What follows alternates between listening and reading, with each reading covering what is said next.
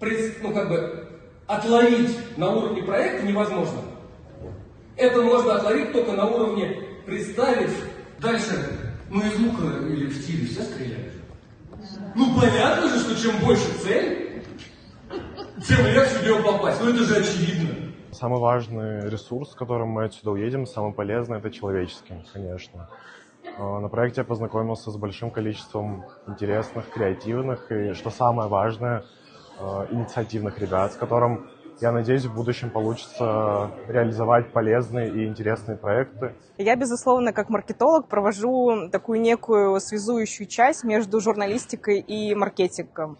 И, безусловно, я хочу отметить, что эти две составляющие, которые друг друга могут дополнять, потому что как журналист и как маркетолог, и как люди, относящиеся к социал-медиа маркетингу, могут, в принципе, освещать информацию, которую мы доносим до аудитории. Очень понравилось то, что в программе есть практические занятия.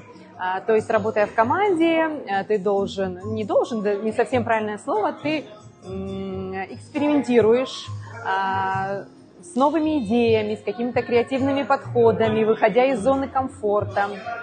Это очень интересно. Сфера медиа сейчас развивается очень активно, и поэтому, чтобы соответствовать, нам нужно учиться чему-то новому.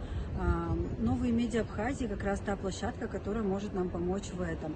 В первом модуле нас обучали работе на разных площадках, съемке видео и борьбе с фейками, что для меня, как для госслужащего, очень актуально.